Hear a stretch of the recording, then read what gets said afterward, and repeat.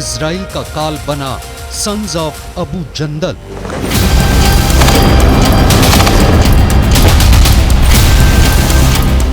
उत्तरी गाजा को इजराइल सेना बुरी तरह से रौंद रही है, लेकिन हैरानी की बात तो ये है कि 30 दिन की जंग के बाद भी गाजा शहर से हमास के लड़ाकों का सफाया इजराइल नहीं कर पाया है। खबर तो यहां तक आ चुकी है कि हमास, हिजबुल्लाह और अब फिलिस्तीन के सबसे खूंखार ग्रुप सन्स ऑफ अबू जंदल ने इजरायली सेना के खिलाफ मोर्चा खोल दिया है। हम आपको बता दें, सन्स ऑफ अबू जंदल के लड़ाकों ने फिलिस्तीन के राष्ट्रपति महमूद अब्बास को सिर्फ 24 घंटे का वक्त दिया है कि वो इजराइल के खिलाफ फिलिस्तीन की तरफ से भीषण और आर पार की जंग का ऐलान करें, नहीं तो महमूद अब्बास को भी सन्स ऑफ अबू जंदल जिंदा नहीं छोड़ेगा। हम आपको ये भी दिखाएंगे कि क्यों इजरायली सेना आनन फानन में ऐलान कर रही है कि उसने 7 अक्टूबर हमले के असली मास्टरमाइंड हमास के टॉप कमांडर याहिया सिनवार को गाजा की सुरंगों में घेर लिया है। हम आपको ये बताएंगे क्यों इजरायली सेना को हमास से लड़ने के लिए अमेरिका, फ्रांस और यूरोपीय देशों से बेहद घातक हथियार और बंकर बस्टर बमों की जरूरत पड़ रही है।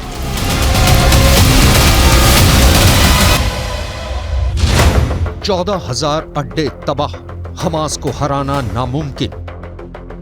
24 घंटे में 450 से ज्यादा हमले उत्तरी गाजा में इजराइल कर चुका है। एक आंकड़े के मुताबिक हर घंटे गाजा में 15 लोग इजरायली हमले में मारे जा रहे हैं। यहां तक कि हर घंटे में 12 से ज्यादा इमारतें इजराइल के हवाई हमलों में तबाह हो रही हैं। पहले आप ये देख लीजिए इजराइल की सेना हमास के सफाए पर क्या क्या ऐलान कर रही है और हमास क्यों कह रहा है कि इजराइल हमास से गाजा में जंग नहीं जीत पाएगा। हमास के साथ जारी जंग के बीच इजरायली सेना को बड़ी कामयाबी हाथ लगी है। सेना ने 7 अक्टूबर को इजराइल पर मिसाइलों की बरसात करने वाले मास्टरमाइंड को मार गिराया है। इस बात की जानकारी खुद इजरायली सेना ने दी है। इजराइल डिफेंस फोर्सेस का दावा है कि उसने हमास के कमांडर मोहसिन अबू जिना को मार गिराया है। आईडीएफ के मुताबिक मोहसिन अबू जिना हमास के इंटेलिजेंस और वेपन डिपार्टमेंट का हेड था। इजरायली सेना ने दावा किया है कि उसने अबू जिना को मार गिराया है। इधर आईडीएफ के 9 सैनिकों ने रात भर में हमास के कई ठिकानों को निशाना बनाया, जबकि 150 से ज्यादा सुरंगों को पिछले 24 घंटे में तबाह करने का दावा इजरायली सेना ने किया है।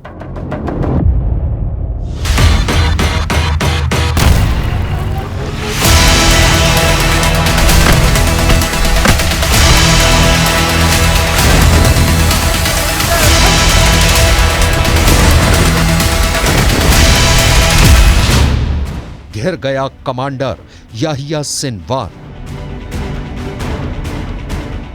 हालांकि हमास, हिजबुल्लाह और हूती के साझा हमलों की वजह से इजराइल की मुश्किलें बढ़ गई हैं। इसके बावजूद इजरायली फौज ना रुकी है, ना झुकी है। चुनौतियों को स्वीकार कर आईडीएफ जवान करारा जवाब दे रहे हैं। इजरायली सेना और उनके भारी भरकम टैंक तबाही मचा रहे हैं।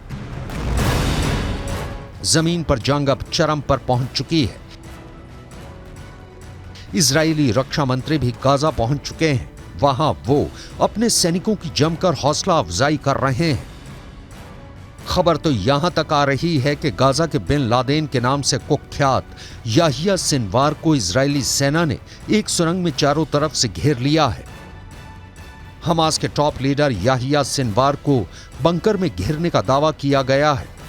सुरंग में बुरी तरह से फंस चुके सिनवार की सुरंग पर हवाई हमले किए जा रहे हैं, जबकि जमीन पर इजरायली सेना ताबड़तोड़ हमले सुरंग पर कर रही है। इजराइल डिफेंस फोर्सेस का कहना है कि उसके हमले में हमास के कम से कम 10 लड़ाके मारे जा चुके हैं। ये वो आतंकी थे जिन्होंने अल कुद्स अस्पताल के पास एक बिल्डिंग में शरण ली थी। इसी के पास की ही एक सुरंग में याहिया सिनवार मौजूद है, जो अब इजरायली सेना के टारगेट पर आ चुका है। 7 अक्टूबर को इजराइल पर हुए खूनी हमलों का असली मास्टरमाइंड याहिया सिनवार ही है, जिसे अब इजराइल मारने जा रहा है। इजराइल ने गाजा में हमास के लड़ाकों को ऑफर दिया है कि या तो हमास के लड़ाके खुद ही सिनवार को मार दें या उसे इजराइल को सौंप दें। अगर ऐसा हुआ तो युद्ध खत्म हो जाएगा। इजराइल के रक्षा मंत्री योव गैलेंट ने सिनवार के छिपे होने के सटीक स्थान का खुलासा नहीं किया। מה שקורה ביממה האחרונה זה דבר מרשים מאוד מבחינת הפעולה של צה"ל. שילוב בין כוחות האוויר לכוחות היבשה מרעיד את רצועת עזה. המאמצים האלה מביאים להישגים בלתי רגילים, לפגיעה במחבלים וגם בדרג של מפקדי השדה. सिनवार को गाजा का बिन लादेन कहा जाता है। आईडीएफ ने उसे डेडमैन की संज्ञा दी है। इजराइल के रक्षा मंत्री योव गैलेंट ने कहा है कि गाजा में हमास का नेता अपने बंकर में छिपा हुआ था और वो अपने किसी भी सहयोगी से संपर्क नहीं कर रहा है। इजरायली प्रधानमंत्री बेन्यामिन नेतन्याहू ने 61 साल के सिनवार को बंकर में छोटे हिटलर की तरह काम करने वाला शख्स बताया है। ऐसा माना जा रहा है कि सिनवार गाजा पट्टी अस्पताल के नीचे हमास कंट्रोल सेंटर में छिपा हुआ है। आईडीएफ के प्रवक्ता लेफ्टिनेंट कर्नल रिचर्ड हेचट ने हमास के अत्याचारों में उनकी भूमिका के लिए सिनवार की तुलना अल-कायदा नेता ओसामा बिन लादेन से की है। מודיעין, אוויר, ים ועם שירות הביטחון הכללי.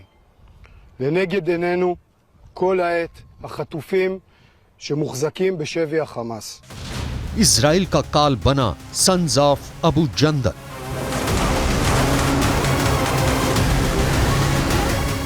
गाजा में जब से जमीनी हमले इजराइल ने शुरू किए हैं तब से 34 से ज्यादा इजरायली सैनिक मारे जा चुके हैं। इजराइल 2 दर्जन के करीब टैंक भी तबाह करने का दावा हमास कर रहा है। हमास के साथ हिजबुल्लाह और हूथी के लड़ाके ही जंग नहीं कर रहे हैं, बल्कि अब तो सन्स ऑफ अबू जंदल के लड़ाके इजराइल के खिलाफ जंग में कूद पड़े हैं। सन्स ऑफ अबू जंदल लड़ाके फिलिस्तीन के राष्ट्रपति महमूद अब्बास से इसलिए बेहद नाराज हैं क्योंकि फिलिस्तीन के राष्ट्रपति ने जंग के 30 दिन बाद भी इजराइल के खिलाफ युद्ध का ऐलान नहीं किया है। अब फिलिस्तीन के राष्ट्रपति महमूद अब्बास को सिर्फ 24 घंटे का वक्त दिया गया है। या तो इजराइल के खिलाफ युद्ध करो या फिर अपनी मौत का इंतजार करो। आप इस वीडियो को देखिए जहां फिलिस्तीनी प्रेसिडेंट महमूद अब्बास के काफिले पर आतंकी हमले का दावा किया गया है। इस हमले में राष्ट्रपति महमूद अब्बास का एक बॉडीगार्ड मारा गया है। मीडिया रिपोर्ट्स के मुताबिक हमला वेस्ट बैंक में हुआ।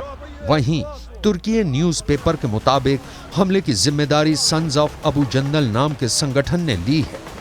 इसमें गोली लगने के बाद बॉडीगार्ड जमीन पर गिरता दिख रहा है। מאז תחילת התמרון הקרקעי השמדנו אין ספור מפקדות, מנהרות, בסיסים, מתקנים של החמאס. החמאס מגלה שאנחנו מגיעים למקומות שהוא לא חשב שנגיע אליהם. 14,000 अड्डे तबाह, हमास को हराना नामुमकिन। कुल मिलाकर अब यह देखना होगा कि क्या हमास के टॉप कमांडर याहिया सिनवार के मारे जाने के बाद जंग रुकेगी या फिर भड़केगी।